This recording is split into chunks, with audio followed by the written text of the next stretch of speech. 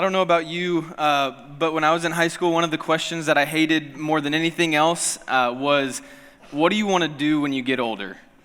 What do you want to do when you graduate? What do you want to do after high school?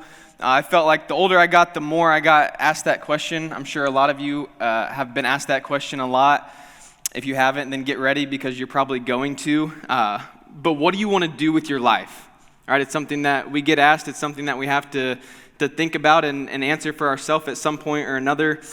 If you would have asked me throughout my life and my childhood, my answer would have changed a lot over the years. If you would have asked me as like a first grader, I would have probably said I wanted to be an astronaut. Like that was what I wanted to do when I was really young. Move up a little bit to like fourth or fifth grade. If you would have asked me what I wanted to do with my life, it was to go to the NBA, be an NBA player. Middle school, if you would have asked me, I would have said I wanted to be a doctor. Even though that was more like my mom's pushing that on me. I don't think I actually wanted to do that. Freshman year, if you would have asked me, I would have said I wanted to do something like in sports marketing. But then if you would have asked me my junior or senior year, I would have said that I wanted to be a youth pastor. But for you, what do you want to do with your life? I've asked several of you this question, some of you on the mission trip. I got to talk with you about it. And I know that if we would go around the room and we would ask everyone and everyone would answer, we would have a wide range of answers, right?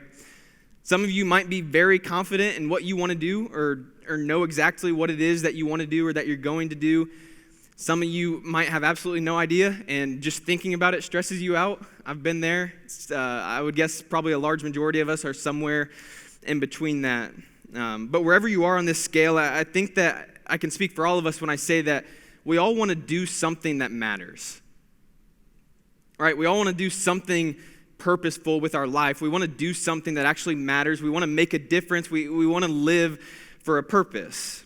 And so maybe you're not asking yourself what you want to do with your life, but maybe the question that you're asking, or maybe the question that we should be asking ourselves is, what are we supposed to do with our life?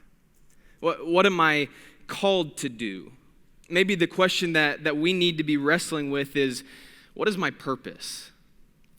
What is my purpose in life? I think deep down we all want to know what our purpose is, right? We all want to know what our life purpose is, why we were created, what we're created for, what we're supposed to do with our life and our time here on earth. We all want to live a purposeful life, but the hard part in that is figuring out what that actually is. I think deep down we all have that desire, but the hard part is actually figuring out what that is for us, what it looks like to live out a purposeful life. And that's why for the next couple weeks we're going to spend some time in this series called Purpose, and it's all about this idea, figuring out what our true purpose in life is and then how to actually live that out. My hope is that every single one of you, you'll walk out of here tonight, but really over the next 3 weeks, and you'll have a greater sense of confidence and also conviction in what your purpose should be.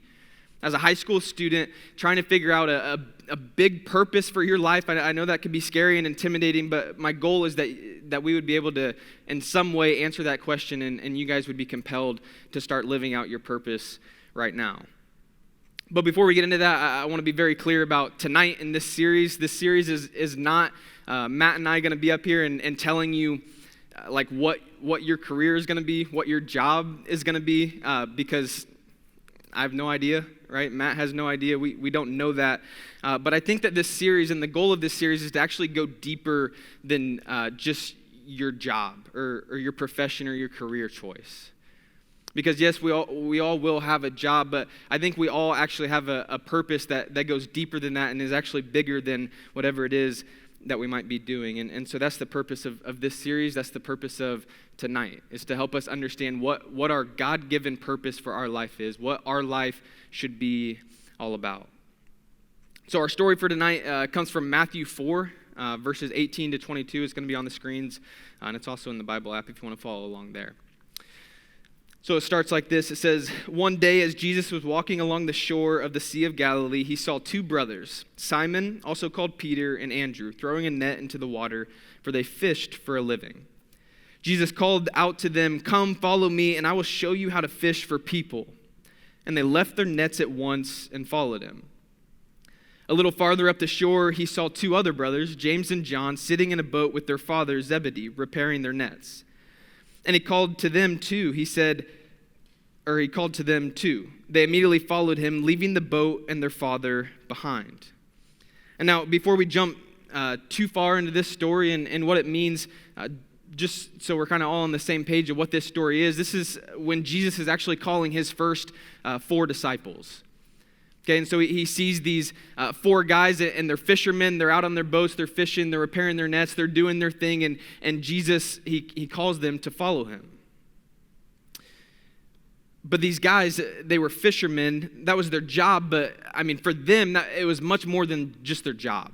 Like for them in this time to be a fisherman, that was everything to them. That was their identity. That was who they were. That was what they did. That was everything for these guys. It's everything they knew. They were trained up to do this. Their whole life was about being a fisherman. And then Jesus comes along, but recognize that this interaction that we just read about, this is not the first interaction that these guys have with Jesus. Okay, so it's not the first time that they're talking with him. They had met him and talked with him previously. So this is a later interaction, but Jesus comes to them and he says, "Come follow me." And right off the bat, what I want us to recognize from this story that applies to our life is that Jesus gives them an invitation to follow him. But in the same way that Jesus gives these 4 guys an invitation to follow him, Jesus actually gives us the exact same invitation. Jesus gives us an invitation to follow him. But the unique thing about following Jesus is that it's never forced upon us. Right? Jesus in this story, he didn't force these 4 guys to stop what they're doing and follow him. Jesus invites us into a relationship. He invites us to follow him, but we're the ones that have to make the decision for ourselves. No one can make it for us. No one can force us to follow Jesus or force us to live a life for him. That is a decision that we all have to make for ourselves. Jesus invites all of us, but it's up to us if we are going to accept that invitation. And so now these 4 guys, these 4 fishermen, they're faced with a massive decision that's going to completely change their life, right? If they decide to follow Jesus, it's going to completely change their life. But if they don't decide to follow Jesus and they stay doing what they're doing, then that's also going to change what their life could be like.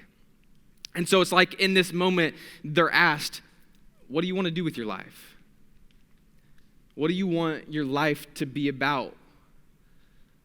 And it seems like in an instant, they make this decision, right? They have these 2 options. Do they follow Jesus or do they stay and keep doing what they've always been doing? Do they stay and do what they know, what they're comfortable with, what they've been trained to do? They have 2 options. But Jesus, when he asks them to follow him, when he gives them this invitation, let's realize what he's actually asking them, right? He says, "Come follow me." But Jesus isn't just asking them to come on a walk with him or, "Hey, come follow me. I got something to show you over here." No, Jesus is telling them, "Come follow me. And if you choose to follow me, then you're leaving everything else behind. Everything that you know, everything that you're good at, everything that you're used to. If you want to come follow me, but all of that stays behind. You're giving up everything. You're starting a new life with a new purpose." It means leaving the old life behind. For them, it meant dropping their net, right? Leaving their boat behind, leaving their father and their family, forgetting everything that they had been trained up to do, everything that they were comfortable doing, uprooting their entire life and beginning a new life with a new purpose. It meant that their life was going to look completely different. And Jesus gives us the same exact invitation that he gives those 4 guys. He invites us to follow him, but it means that everything is going to be different if we decide to. And that's really what I want to spend some time focusing on, is that saying yes to Jesus, it changes our purpose. Saying yes to Jesus changes our purpose. Like I've said, these 4 guys, to say yes to Jesus, it meant that their life was completely changed. But what blows me away is if you read this story, like I said, it seems like in an instant they decide to follow him. That's how the story is written, and that's how I read it. Jesus says, "Come follow me," and on a dot, they drop their net and they go. It seems like they don't even think about it. They're just all in and immediately drop everything and go. But this was a massive decision. And now, because of the decision that they made, they're choosing to orient their life on something different, right? Everything that their life was about, everything that they wanted, everything that they were pursuing had now completely shifted because they decided to follow Jesus. The focus of their life had shifted, and because of this, Jesus gives them a new purpose. He gives them a new reason for their life. We have to recognize that their entire life was focused on this one thing, and because they say yes to Jesus, it all changes. Everything changes. What they're about, what they're pursuing, their dreams, their goals, their visions probably completely shift when they say yes to Jesus. And for us, the same is true. Saying yes to Jesus, it gives us a different purpose for how we are supposed to live our life. Our life is no longer about ourselves. It's no longer about pursuing what we want or pursuing the dreams that we want for ourselves or trying to gain more of the world or whatever we want for ourselves. All of that changes and shifts when we decide to follow Jesus. Our purpose changes when we say yes to Jesus. Verse 19, it says, Jesus called out to them, "Come follow me, and I will show you how to fish for people." It all changes when they say yes to Jesus. And the same is true for us. When we choose to follow Jesus, our purpose changes. The purpose and meaning of your life, it shifts, it changes once we start following Jesus. And here's our purpose. Our purpose now, when we say yes to following Jesus, our purpose is to know Jesus and is to make Jesus known. That is the purpose of our life. That is what our life is all about. That is literally the most important thing that we can do with our life, is know Jesus and then make him known. That's our purpose. That is why we are created. That is what we are supposed to be doing with our life. I don't know if you guys have ever watched the show Shark Tank.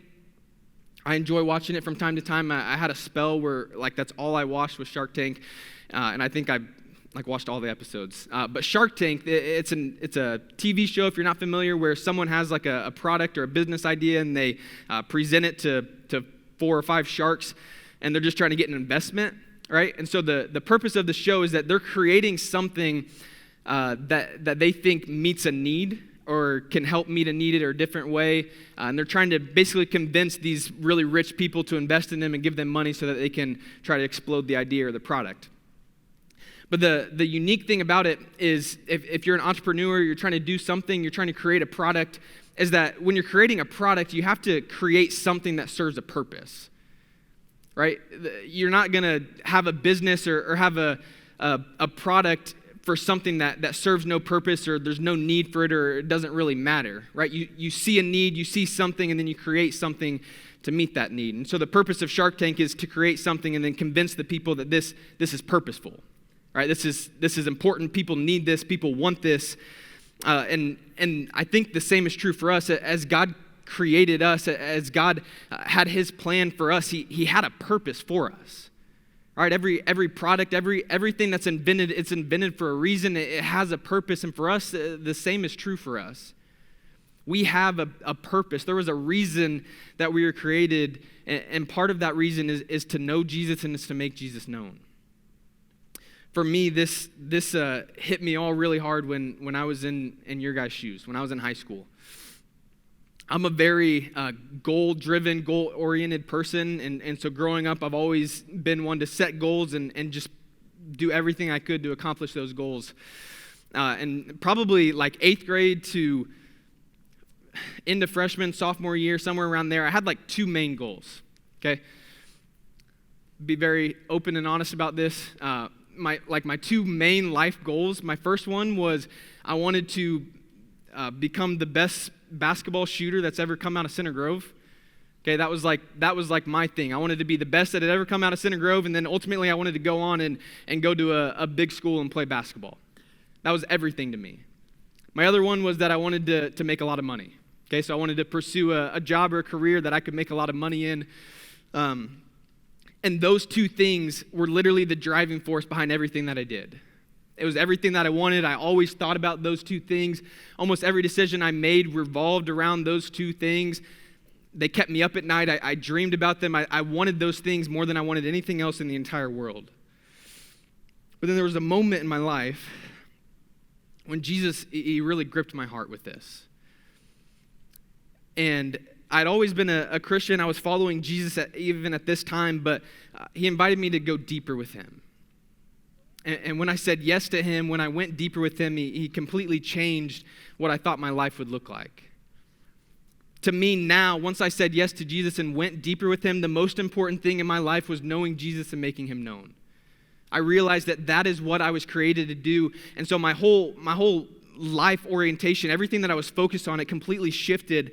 And all I cared about was making Jesus known and knowing him more. Now, I still wanted to be a really good basketball player, right? That was still important to me. I still pursued that. But the motivation behind that had completely changed. No longer did I want to be a great basketball player so that everyone would recognize me and be like, oh, he's so great, and give me all this praise and I could be known by all these people. No, I wanted to be a great basketball player so that I could give praise and worship to God. I wanted to use my talent and ability, whatever platform he gave me, to honor him and ultimately further his kingdom. In this, I realized that my skills and my talents and the things that I enjoyed and I loved doing, they were either going to be a distraction or they were going to be a tool for me. They were either going to be a distraction from what my purpose was, or they were going to be a tool for what my purpose was. God has gifted all of you with unique abilities, right? Whether it's sports, whether it's singing or dancing or video or photography or writing or whatever it might be, God has gifted all of you in some amazing and unique ways, and you have to decide how you are going to use what you've been gifted. Are your gifts and your talents, are those going to be a distraction that ultimately pull you away from what your purpose is? Or are you going to allow God to use that as a tool to live out your purpose and to ultimately further his kingdom? Be really good at those things. I think that's important. Whatever you're gifted at, be really good at that. Be dedicated to that. Try to be the best that you can in those things, but don't let those things ultimately distract you from the ultimate purpose and the bigger purpose that's in your life. Because I think that if you use your talent and ability and your main goal is just to be the best at whatever that is, then I think you're missing part of the bigger picture. Those should be a tool that ultimately can help you live out the bigger purpose that we've been talking about of knowing Jesus and making him known.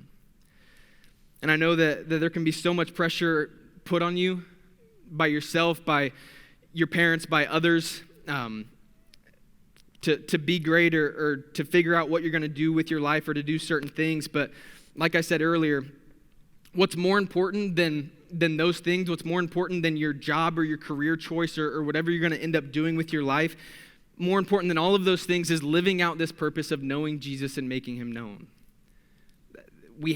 That's it, right? That is what we have to do with our life. Otherwise, we're missing it.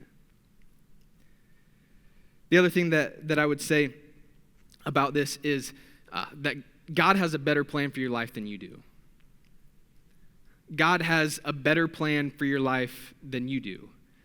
Whatever you think you want to do, however you would plan out your life, whatever you want your life to look like and the ideal life for you and career choice and job and family and whatever it is, God has a better plan for your life than you do. It can be hard to believe that. It can be hard to surrender to that, but following the plan that he has for our life, if we truly make living out this purpose of knowing him and making him known, if that actually becomes the most important thing in our life, then I promise you'll have more fulfillment, you'll have more joy, you'll have more contentment and purpose in doing that than doing anything else that you could do.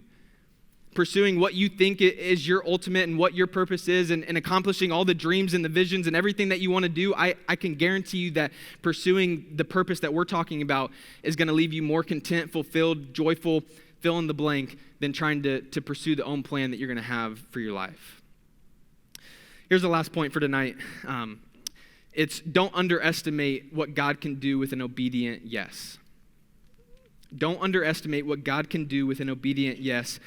Here's why I say this. I want you to think of our story tonight in light of the bigger story of Scripture, okay? So in our story for tonight, we have these four guys, right? These four fishermen, they're out on the boat, they're doing their thing, they're fishing, and then they drop everything and they go. Jesus invites them, they say yes, they're all in, and they go. Well, in this group, we have this guy named Peter, right? Peter, he preaches the first Christian sermon that led over to 3,000 people believing, being saved, and baptized and starting the church. Peter, you want to learn more about Peter and his ministry and what he did, then read the first half of the book of Acts. That's Peter's ministry. Another guy in this group we have is John. John wrote 5 different books of the New Testament. 5 books that we still read today, 2,000 years later. Those 2 things, and there's more, but those 2 things would not have happened if they didn't say yes to Jesus initially. Right, as they're in that boat, Jesus says, come follow me. If they wouldn't have just had a simple and obedient yes, those things would have never happened. Right, who knows what would have happened? Who knows where the church would have been or how it would have taken off or what would have happened if they didn't have a simple and obedient yes. They didn't know the end of the story, right? They didn't know the end of the road. They didn't know the end picture or what God was ultimately going to do through them. But they said yes anyways, and we get to witness what happened because of a simple and an obedient yes.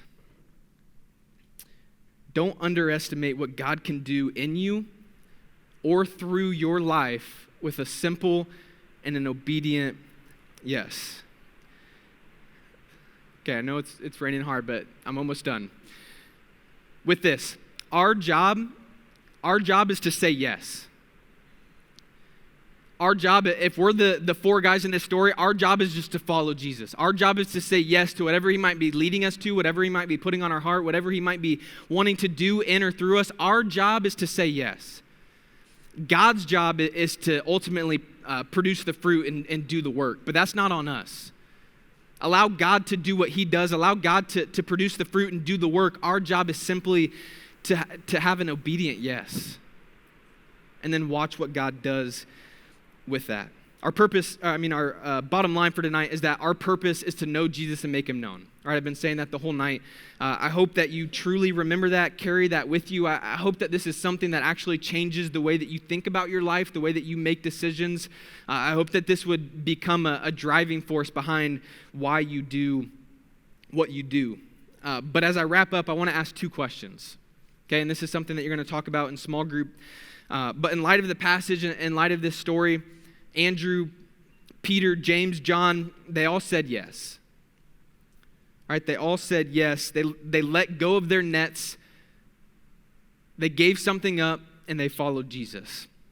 So my first question is there something that you need to say yes to? Is there something in your life that you need to say yes to? Is there something that maybe God has been prompting you to do or putting in front of you that you've been nudging off, you've been putting off that you need to just say yes to? Maybe for you it's something very foundational where you just need to start saying yes to Jesus every single day. Right? Maybe there's not a big thing that you feel like you need to do. Maybe it's just you need to start saying yes to him every single day. But for some of you, I believe that you're already doing that, and I believe that there might be something bigger that God wants to use you for. And so is there something that he is putting you in front of, something that he's put on your heart, something that he's providing an opportunity for you that you've been nervous about or you just haven't said yes to, that you need to just drop your nets and say yes to? Not knowing where it's going, not knowing what the end of the story is going to be, but trusting that God is going to do what he does and we do our part with a simple and obedient yes. Second question is there something that you need to let go of? Is there something in your life that you need to let go of in order to live out this ultimate purpose of knowing Jesus and making him known? Maybe you're like me and you got some goals that you need to rethink. You got some things in your life, you got some dream, a vision, a life that you think that you want to pursue. Maybe you need to let go of that. But is there something in your life that you need to let go of in order to say yes to Jesus and what he has for you? Never underestimate what God can do with a simple and an obedient yes. That's what we're called to say yes, to know him and to make him known with our life.